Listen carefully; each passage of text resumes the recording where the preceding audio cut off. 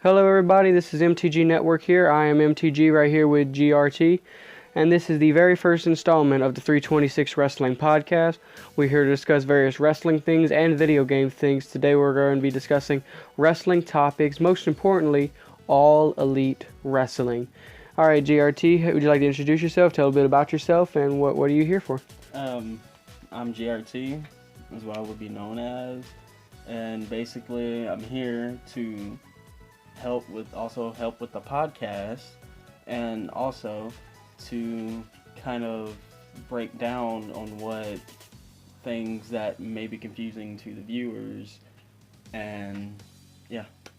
And see, I'm going to be reading off of this little cheat sheet I got here that has wrestling news, rumors, and updates of what I have been searching for across the internet. And he's going to give me his more or less poetic output on what this is. And pretty much you're going to get an understanding. If you have any questions, feel free to leave them in the comments. This is going to go on, I believe, Facebook, YouTube, and we're going to try and get it on a podcasting network.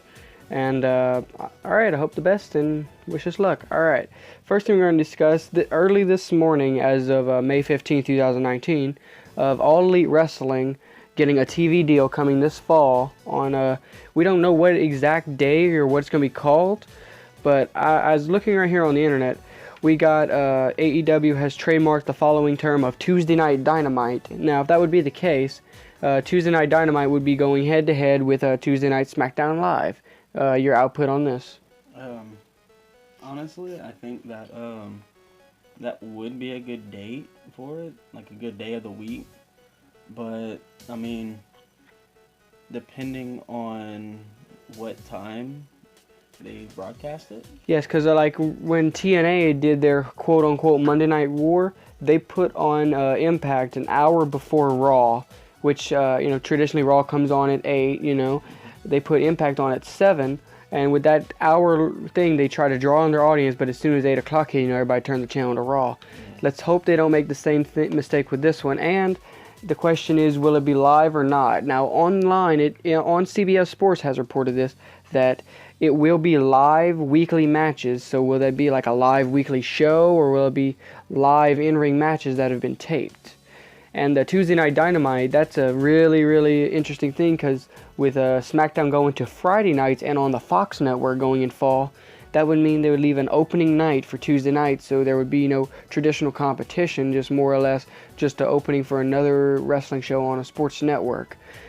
But also with it being on TNT, this marks the very first time in almost 20 years that TNT, Turner Network Television, will broadcast any type of sports entertainment attraction. Now, I think it's going to be beneficial for them, though, because then they're going to get more viewers on that channel. Well, of course. I mean, they already have a very stable amount of viewers, as they do now. We know with March Madness, NBA, SportsCenter, I believe, is on TNT a couple times.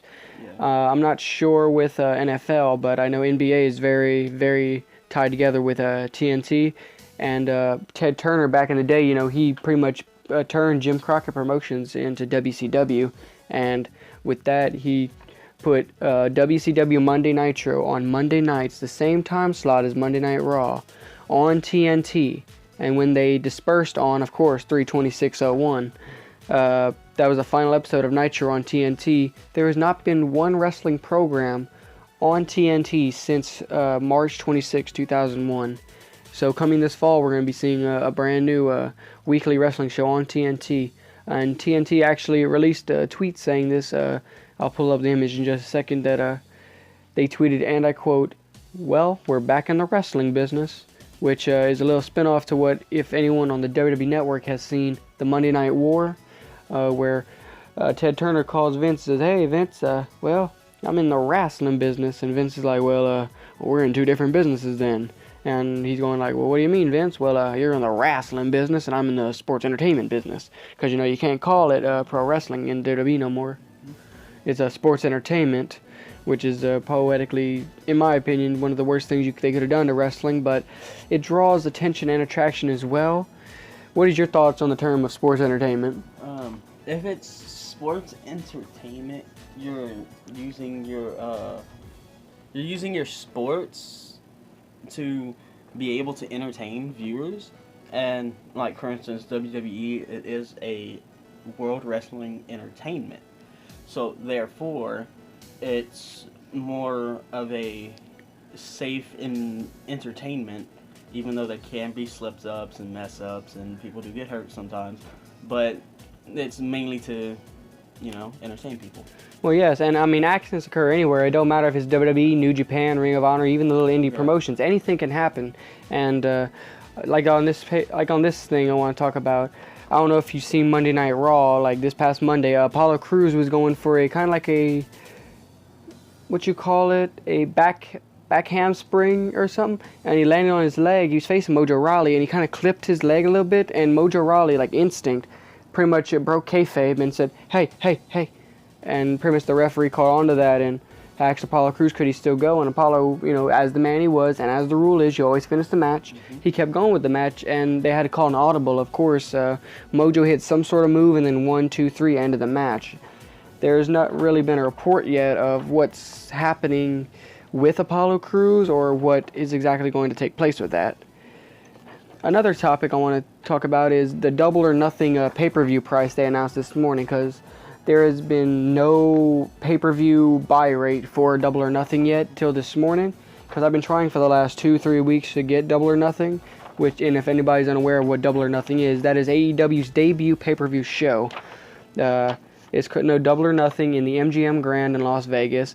This morning they announced it's going to be on BNR, Bleacher Report Live, which is owned by the Turner Broadcasting Corporation, which is a streaming service kind of like the WWE Network for sports and entertainment. And also, it's going to be broadcast on pay-per-view, which the current reports is on DirecTV. It is $49.99 in the U.S., which is $50, which in this day and age is outrageous for a wrestling pay-per-view, because you can easily go on the WWE Network and order it for $9.99, or even get your month for free. And then BNR Live, I don't know how much that is going to be, but Xfinity, I've seen this on the Cult of Kayfabe. Shout out to the Cult of Kayfabe on Facebook, by the way. I've seen on there that they have it on Xfinity, the Verizon pay-per-view service. They got that for $59.99, which is $60. Now I can get me a brand new video game for that exact same price. But I understand, that's how it was for traditional pay-per-views with WWF, WCW. It was $59.99, and people forked that over almost every month. So I could see how it is now, but like in the digital age, they have streaming services where you can easily stream it cheaper, and hopefully BNR Live will get that better. Another thing I want to bring up is, I don't know if you remember senior official Earl Hebner in WWE, the old man in the wrestling? Yeah. Well, he has officially signed a full-time contract with All Elite Wrestling. Even though his current age, he is still, quote-unquote, All Elite. Yeah. Your thoughts on him refereeing damn near in his 70s? Or even in his 70s, I need to look that up just to make sure. I mean, they said that he was the fastest, so it would be more. He was one of the best in the business, and also if you remember correctly, he was in the Montreal Screwjob. He rung the bell when Bret Hart did not tap out. Yeah. But he was just doing his job. He was Vince's boy. He had to do that. He was hired by Vince to do this. He said he didn't like it. He even quoted in TNA. He didn't really. I guess, and this is storyline wise, I don't know if he'll admit it to this day, but he said when what happened in Montreal, he said it wasn't him. It wasn't Vince's idea. It was him who screwed Bret. I can't confirm that it's actually what it is or it was a storyline, but What do you think would be beneficial about him being the referee now for AEW versus the referees they have for WWE now? I don't traditionally know what he brings to it. I know that the smart wrestling fans are going to be like, oh, well, he's here, that's great. I don't know it's necessarily what benefit he's going to be doing, because WWE has basically all new referees that have been trained to do this, brought up from NXT. I don't know if you notice them now, 2 of them I've seen on NXT have made their way up to the main roster since the draft, and they actually do a swell job. They're fast, they're cooperative, but sometimes they're a little bit off, but any referee is, no one's the best. And I think that I believe the WWE referees are doing a swell job on this. But Earl Hebner in AEW, yes, good, but I don't know if it'd be, breaking news worthy, All right, another thing, Super Showdown. That is the pay-per-view in Jeddah, Saudi Arabia, June 7th. We are going to have I believe this is going to be the main event, a stellar match. Bill Goldberg is coming out of retirement to face the one and only Undertaker. Your thoughts on this match? This is going to be it's going to be an intense fight. I mean, if you see Undertaker and the streak he had for WrestleMania, and then you look at Goldberg and you see all the stuff he's done. And you also got to admit, he has had a streak of his own in WCW. He was, don't quote me on this, he was 153-0, I believe, or I might be wrong. Yeah, let me know in the comment section if I'm right or not, but Goldberg had a streak, but it was so ruinly ended on WCW by Scott Hall hitting him with the taser and Kevin Nash hitting the jackknife 1, 2, 3. And we all know how Undertaker's streak ended, Brock Lesnar, F5. Do you believe the streak should have ended? Honestly, at that time, I mean, at that time, no. I would have waited until someone better, kind of like Roman Reigns calls it his yard. Well, see, he did lay down for Roman at WrestleMania 33 in the main event, but that's when he became 23-2, not 21-1. Yeah. I believe he should have beaten Brock, became 22-0, and then go on until Roman. Because it's no secret, Undertaker handpicked Roman to do this, and it was supposed to be Undertaker's retirement, but, they kept bringing him back, he was still there, But, I mean, look how well known he is. Would you want to go back? I mean, yes, I mean, and it's not just that, I mean, when it's hard to leave something that you love so much, and Undertaker is very open about him loving the wrestling business, loving being in the ring, but... the way his health was years ago, back at WrestleMania 30, he should have retired before that. But now he's actually in the best shape of his life. I don't know if you noticed, he's actually lost 30 pounds. He's actually in very good shape. And leading up to this match with Bill Goldberg, I don't know how Bill Goldberg has been training for this, but this may be something like Survivor Series 2016, the minute 26 against Lesnar. I hope not, because that would just be a slaughterhouse. I'm pretty sure they're going to go roundabout for a good 15-20 minutes. Well, yeah. Hopefully. I mean, if not that, at least 10. 10 minutes would be pretty good, or 5. Because the match at WrestleMania against Bill Goldberg and Brock Lesnar at WrestleMania 33 for the Universal title, they had, 4 minutes and 34 seconds, 54 seconds, something like that. Almost 5 minutes. And they put a lot into it and made it seem like it was a good 10-minute match, even though it was short as it is. But Goldberg took more bumps in that match than he did his entire second run. Mm-hmm. But they're definitely going to have a lot of strength to go through this match, without a doubt. Oh, of course. Now, we are also going to talk about another little topic right here. Triple H being frustrated with Vince McMahon's creative ideas on the main roster. Now, I'm going to explain these main roster ideas a bit, what happened over the last 3 weeks. Alright, about 3 to 4 weeks ago, they had the Superstar Shakeup. That's pretty much the draft. Mm-hmm. Alright, a week later, the WWE Champion Roman Reigns and Shane McMahon, Elias, all these SmackDown Superstars showing up on Raw. So as this is happening, Vince McMahon pulls out a wild card rule. This is pretty much saying 4 superstars from SmackDown can show up on Raw and 4 superstars from Raw can show up on SmackDown, which pretty much eliminates the point of having a draft and a brand split, But with the ratings are declining in WWE standards, what do you think? They should be doing this a wild card rule, or do you think that they should keep it going, see if the ratings will boost up, because until, the Fox deal kicks in with SmackDown going to Fox on a actual nationwide network, not a cable television network. Because when they go to Fox, they're going to be on, Fox, the channel. Your thoughts? I mean, no one's going to expect somebody from Raw to show up on SmackDown. Either way, so. I mean, it's already happened. I mean, for the last week and a half, they've had a few people show up on Raw that's been on SmackDown, and a few people on SmackDown been on Raw. Mainly Roman Reigns and Kofi Kingston. Yeah. But, I mean, they'll have some people that don't really know much about who's on SmackDown, who's on Raw, and then you come up with somebody who knows, and it's like, whoa, they're not supposed to be here, what's going on? And they're going to be more focused on what's going to happen, because that person's on Raw, but they're supposed to be on SmackDown. You get what I'm saying? To an extent, yes, but like it still ain't no point of this. Like it takes away the feel of the draft. If you get what I'm saying. Yeah. Like you have a certain roster for SmackDown, you have a certain roster for Raw, and some NXT. You know, NXT stays where they're at. You know, they don't make they very very very few appearances on the main roster unless they're being called up. You know, I just don't understand the point of this wild card rule. And Vince McMahon saying he's a genius. Yes, he's a genius that's driving his company into the ground. I mean, you got to think that so far since Roman has been gone, now he's back, Raw has been having some of the worst ratings since WCW. Like, WCW has had better ratings than the Raws that we've been having. Yeah, true. And Vince McMahon is blaming things like YouTube and social media for the decline in ratings.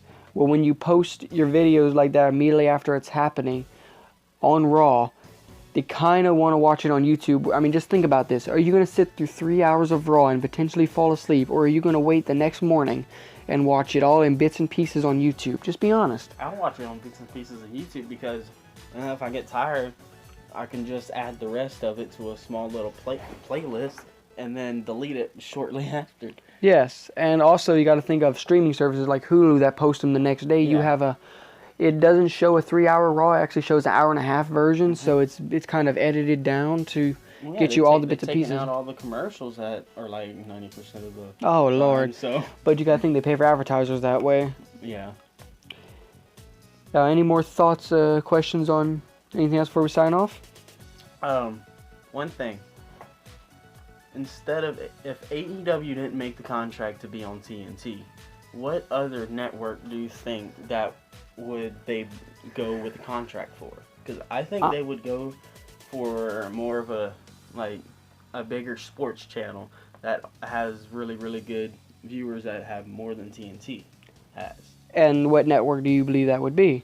Let's see what networks they have. First of all, they do have TNT, which they're already signing a contract for. And which is more of a drama network, but it does have sports because of the basketball. March Madness does bring a lot on that part. They was also in talk, I believe they're going to have another show on TBS, which is the Turner Broadcasting Service, you know, which also held Thursday Thunder back in the day, which was a train wreck of a show. No one in WCW wanted to work on Thunder. People on Thunder would be like, oh, hey, I'm working on Nitro. Yay, I got to work on Thunder. Oh, I injured my elbow. I can't make it. It's about how they was at. What network didn't Tough Enough also broadcast along with WWE? Yes, but see, the WWF Tough Enough aired on MTV. The WWE Tough Enough initially went to the USA Network, which is currently broadcasting Raw and SmackDown, which is going to continue to broadcast Raw until 2021. But the SmackDown contract ends in October. They're moving to Fox, you know. Yeah. And with that, they're going to turn SmackDown into a more sports atmosphere because, you know, it's going to be a Fox Sports program. You know what I'm thinking of what AEW is going to do whenever WWE moves to Fox? What do you think? I'm thinking they're going to take the previous network WWE was on and try to contract with them after their contract with TNT is over. Well, they currently can't because, you know, USA Network is a partner company with the NBC Universal, and WWE and NBC are pretty much tied buddies. So that is virtually impossible right now because they're currently still signed a contract with Raw and NBC Sports Network, because I don't know if you noticed back in 2006, they would have occasional appearances with Saturday Night's Main Event, and before, like back in the 80s and early 90s, NBC was the home of Saturday Night's Main Event until they moved to Fox for a brief period, then it stopped until 2006. But with it going on TNT, they also said that wins and losses will matter. Like, you know how WWE is just jumble wins and losses that don't really matter? This is going to be focused. They're going to have analysts. They're going to have pretty much what we're doing right now, sitting down talking about it, analyzing what is going to happen. Because you got to think, they got tremendous athletes in AEW. You got the Cleaner Kenny Omega, the American Nightmare Cody, Matt and Nick Jackson, the Young Bucks, Hangman Adam Page, the sorry bastard Neville, Smiley Britt Baker. And they also Dr. Britt Baker, I'm sorry.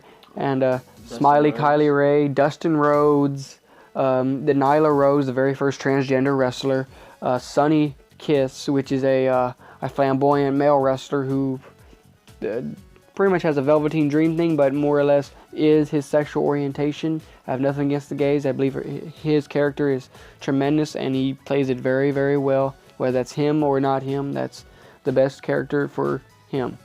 But like the Lucha Brothers, Pentagon Jr. and Rey Fenix, I don't know if you're aware of them, but they are some of the best Mexican wrestlers that AAA has had to offer. And at Double or Nothing, the Young Bucks are going to face the Lucha Brothers. I don't know if it's a certain stipulation match, but I know that this match at Double or Nothing is going to be just tremendous. Now, I also got a question. They got a match at Double or Nothing that I am just excited for. Chris Jericho going one-on-one with Kenny Omega. What do you think? Now, this is a rematch from their match at Wrestle Kingdom a year and a half ago. Who do you think is going to come out on the winning end of this one? Last one, Kenny Omega did. Who do you think is going to win this one? I think, like, I know it's going to be a really good match because it is going to be a rematch, so they're going to try their best to do it. And second of all, it's Chris Jericho and Kenny Omega. Kenny Omega is the 6-star genius who had the 6-star matches, 2 6-star matches, by the way, with Kushida Okada. Now, I'm thinking, I'm going to go for Chris Jericho this time. Chris Jericho? I mean, he's reinvented himself on so many occasions. The many faces of Jericho, as we call him. You know, they've had the Ayatollah of Rock and Roll, Mr. Y2J, Mr. Savior, Mr. List of Jericho, Light Up Jacket, and his whole new persona that he carries, the Joker thing where he dresses up. He got the leather, got the hat, the spikes. I just love everything about what Chris Jericho's doing right now. But can he defeat Kenny Omega? We will find out. We will find out at Double or Nothing. Yes, we will.